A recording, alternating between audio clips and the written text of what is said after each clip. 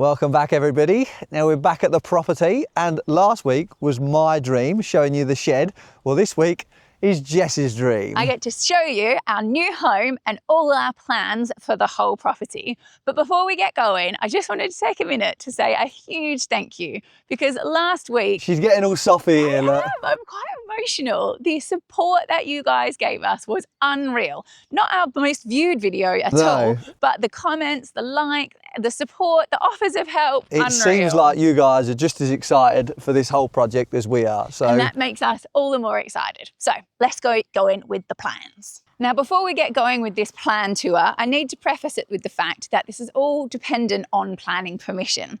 Now, I know a lot of people were worried last week, but this property does have planning permission for a house and for the shed to be used as part of the residential development. It's no longer agricultural, but we want to make such significant changes to the plans that we're going to have to put in a whole new application. But worst comes to worst, we do have the original plans as our fallback.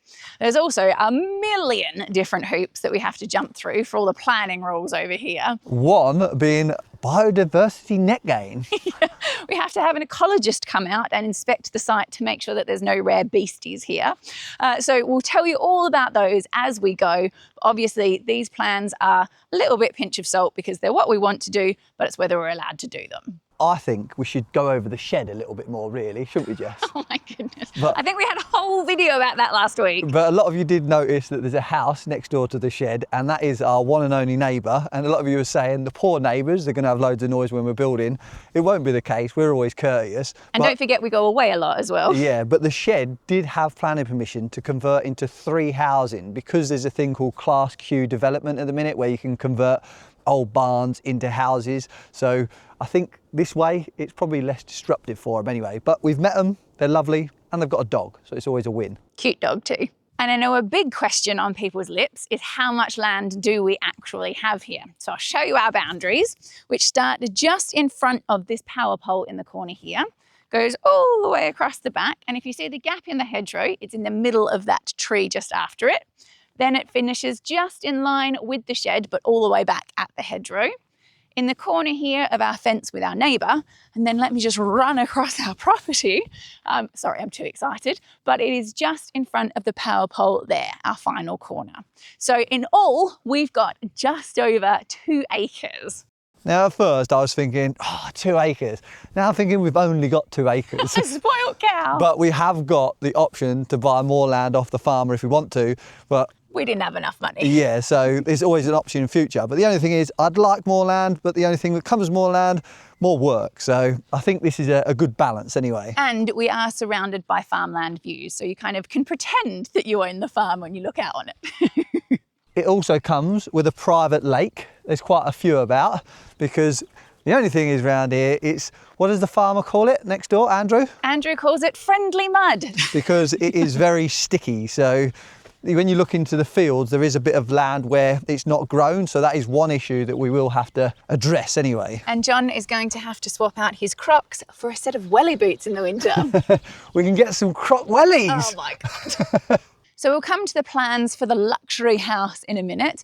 Many of you did think that you were Chuckle Brothers last week and mentioned that it might be a little bit drafty in there, but we have very big, exciting plans for that. So around the rest of the property, so I'm gonna get my run on again. Lucky I wore my running shoes this week. We are going to keep a very big gate at the front so that we can get big vehicles and trucks in. And this section here is going to be an area to come in. It'll be gravelled and it will be a big part of our driveway. And we'll also have some parking over here as well, pretty similar to where our car is parked. Then the driveway will continue down the front of the property here. Eventually, I'd love to have something that John and I have both always fantasized about, which is an electric sliding gate along here. Or opening, we don't know at the minute. Or opening, yes, because we've got to get through the hedgerow. And then along here, like I say, will be driveway and the front of the house. And I want to have beautiful brick-built flower beds all along the front with beautiful lavenders and salvias and things like that. But the good news is it's real wide. So again, coming in the gate and then through the drive here, we can get like 40-foot trucks and things like that. So when it comes to getting materials and all sorts of bits, we've got plenty of access in anyway. And then we're into the jungle area. Now again, this will be a big driveway area, so we've got plenty of place to get things in and turn around. But I will have, again over here, a lovely flower bed and garden out the front of the house. Then, like I said last week, hopefully we'll have a lean-to off the side of the shed, so then we can get cars, trailers, mowers, all that sort of stuff in there. Big carport, and then obviously we need to still leave lots of space for things to turn around. But in this corner over here, I want to build myself a nice big kitchen garden. I've always fantasized about growing my own veggies and things and making jams. And I'm desperate to have a little orchard, which I think we'll probably put along the back there. Believe it or not, when we came to view this property, this was all literally clear, but just over the last few months, it's grown like wildfire. So one of the first jobs we're gonna have to do is get in here with some Roundup and get it sprayed. One thing that we're not exactly sure what we want to do about is all along the front of the property here, we need to put in some kind of fence. And that's for two reasons. One is that we are in a quiet rural area, but cars do go past. One's perfectly timed just about now. And we do get a little bit of road noise, so we'd like something to help block that out. But also the hedge at the front is deciduous. So we want something that's going to give us privacy year round when all the leaves fall off. Yeah, and I don't know whether to go for a fence or a hedge, because fences are good, you put them in once, that's it, not much maintenance, but then they rot in the ground, and I like the look of hedges, but then hedges are a lot of work. But I have found a little attachment that goes on the back of the tractor that cuts the top of the hedges, the side of the hedges, so we can just drive along and cut away. So you're not just scheming for a tractor, you're also scheming for a hedge cutter for the tractor, and God knows what else you're thinking about for a 3-point linkage. The only thing is they're quite pricey, aren't they? I think they're like £5 or something crazy, so might have to make one. Oh, good God. But the driveway will carry on round the side here, so we can get access to the palace. Now, I showed you this last week, and it pains me not to show you it again, but if you haven't seen that video, go back, got epic plans for this place. But like I say, the reason we bought this whole plot was for this shed, because we wanted a big shed, and to try and buy a plot of land where you can build something like this, you don't know if you're going to get planning permission to do it, because let's have it right, it's an agricultural building. Then to buy a house where you've got the house that's already built and a shed this size, well, they're over 500 grand, so that was never going to be an option for us. There was two concerns that people had with the shed though that we didn't address last week. First one was, where's Pissy Pants having her toilet? There will be one in the house, but I'm sure we'll get one in the workshop, and as long as there's eye contact to be had, it'll be all right, but at least that way I can keep an eye on her. You guys know me far too well. Anyway, the other issue that we wanted to address is people were really quite concerned about the security on the place. And I want to reassure you that we will be putting in a full security system, which is somewhat better than the bell alarms we've got at the top here and the state-of-the-art security camera that is in the house. But with John having grown up in London, security is something that he takes very seriously. Unfortunately, he doesn't seem to place the same value on privacy though, and I think it's fair to say he's somewhat of an oversharer. Jess has got a special talent that she doesn't want to show you. What's that? Show me your Buddha belly. Jess went for a toilet and her trumpet arse woke me up. Jess has had her 2 poos for the morning, haven't you, Jess? What are you doing, a number 1 or number 2, Jess? And I found one of Jess's cordless tools the other day. Looks a bit like a microphone. John! Jess having a pee again. But then it's got like a rubber head on the top, so I don't know what it does really. Wait there, you'll hear a grunt in a minute.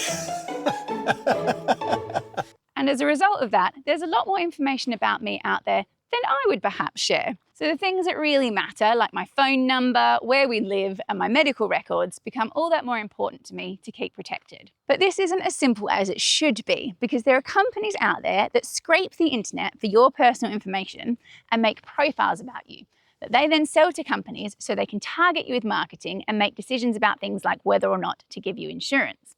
The databases they make also get hacked regularly. So it means that your information doesn't just end up in the hands of big companies, but with scammers and identity thieves too. These companies are called data brokers. Now, our privacy laws state you can be removed from their list, but they make it awkward for you because your information makes them money. Fortunately, Incogni, who are the sponsor of this week's video, will take them to task and get you removed from their lists. All you have to do is sign up and grant them the right to work for you, and they'll get to work. They also offer a new level of service called custom removals, where you can send them literally any website that has your details on it, and they'll set to work getting you removed from it, so long as the law will let them. They also offer a 30-day money-back guarantee, so you can try it with no risks, and you'll get 60% off an annual plan if you use the code TRUEBLUE at the checkout, or you go to incogni.com/trueblue.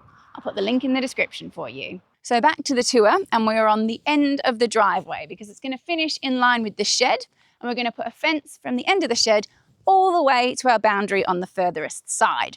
And then from here, that way forward, is going to be our paddock or our meadow or our field, whatever you want to call it. And the plan for now is that we're just going to plant it with meadow grasses and wildflowers and let it be a nice natural space. I'd love it if one day we can have horses, but with us going away and things so much at the moment, that's not the plan. And then this side of the fence is going to be our back garden. Now I hear you thinking, why are you making such a conservative sized garden for the size of the plot?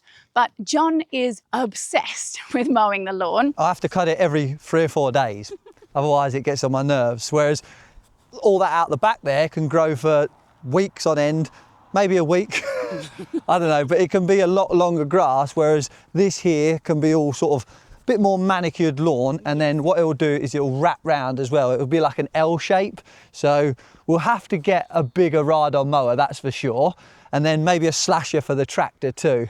The machinery scheming continues. But on to the most exciting, juiciest and most important part of the whole place, the house. However, we are going to demolish this. And one of the reasons for that is that it is absolutely colossal, this place. How big is it, Jess? It is 19 metres by 20 metres by 8 metres tall.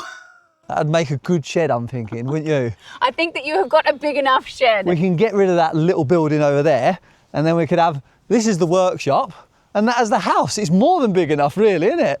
But there is a couple that's doing something like this at the minute called the Restoration Couple down south. I think they're down south. Well, anyway. when we say something like this, it is absolutely huge, way bigger than this. So big, in fact, that in order to get planning permission, they've had to build like 2 houses in one and put a swimming pool in it. Yeah, and like I said before, there is easy planning permission at the minute called Class Q, where you can convert these, but a lot of it is you have to have sides on it and things like that, and it's different from council to council. But as you can see, this is one of the reasons we'll be knocking it down, because quite a few of the RSJs are bent. Some of the others, as you can see here, are rotten right through at the base. And then at the back here, rather than fitting these RSJs into the ground into proper footings, they've put a 44-gallon drum around them and filled them with concrete. So not exactly the kind of footings you want for your house.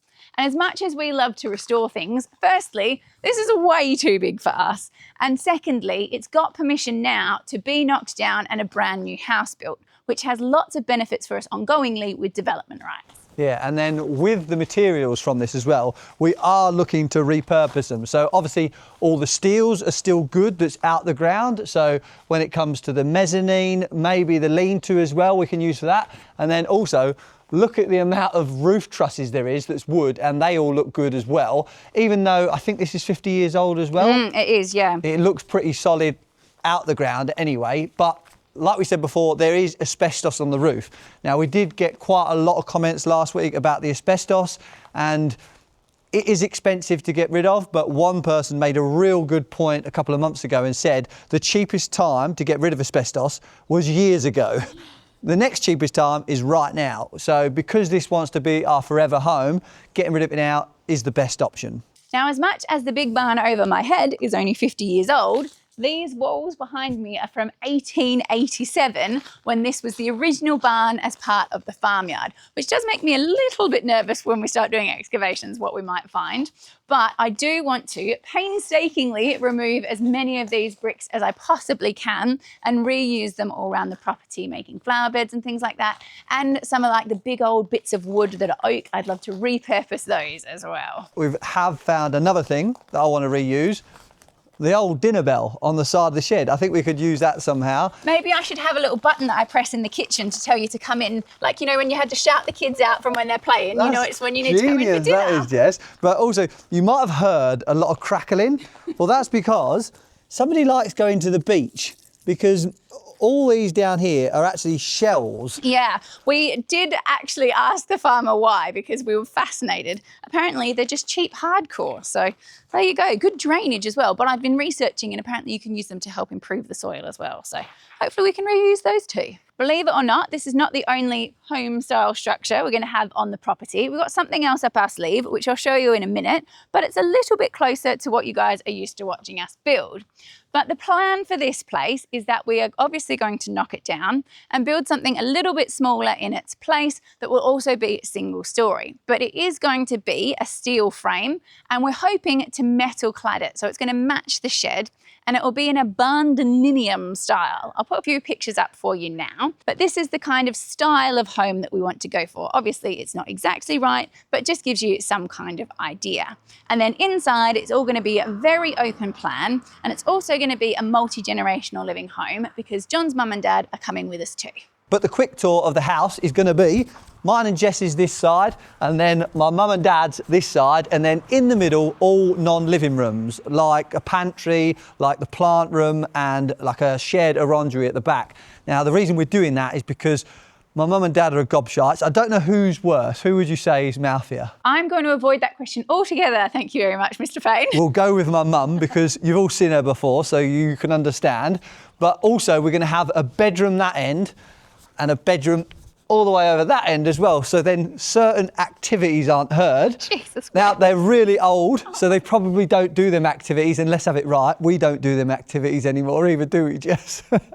This just gets worse. But we always get asked, what's the deal with living with my mum and dad? Now, the real short version again, because there's so much more to it, but basically, my dad was in the army, they never owned a home, and they spent all their money giving me and my two sisters the best childhood we could ever had. So when we was in Australia, when we used to fly back and forth, I used to cry like a baby every time we left them. So that was why we came home. Here, it's the only time, apart from when we lost our Charlie dog, that I have truly seen John deeply emotional like that. It cut me up to see you leave him. I'm absolutely sick of them now, but we do get along like a house on fire, so living like this works for us all. John's mum is also a spectacular cook, so I have a steady stream of delicious baked goods delivered to my door.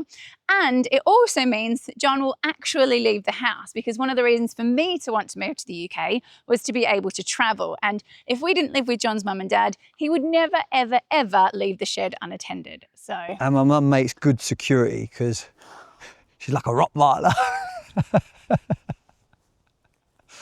You are so dead. But as promised, the big old barn is not the only home-like structure on this property, because if you make your way through the jungle, there is this rusty old hay baling trailer at the back here. Not that you can see it particularly well, but we have big plans for this. We want to make this into a tiny home for us to live in whilst we build the big house. So obviously we need to build the shed first, but then this is the next project on the list. We could see it a little bit better the last time we came, but I can't wait to drag this out. So I hope you've liked the tour of the place, and I know there'll probably be quite a lot of questions, so we're going to do a live next week. So if you can't make the live, then drop the questions in the comments and we'll get them so you can see them later on. If not, wait till the live and ask them then. Which is going to be at 8 o'clock British time. So that is GMT +1, because I have been reliably informed British Standard Time, not real time. But also, that isn't the end of the projects as well, because we've got some more on the go, which... As if we need them. How I've not told you these ones as well, because I'm probably more excited about them than the shed, which is unbelievable to say. So yeah, hopefully couple of weeks' time, we can show you that as well. We can indeed. So thanks ever so much for sharing in our excitement about our new place, and we'll look forward to chatting with you guys next week. Don't forget about that incognito link in the description.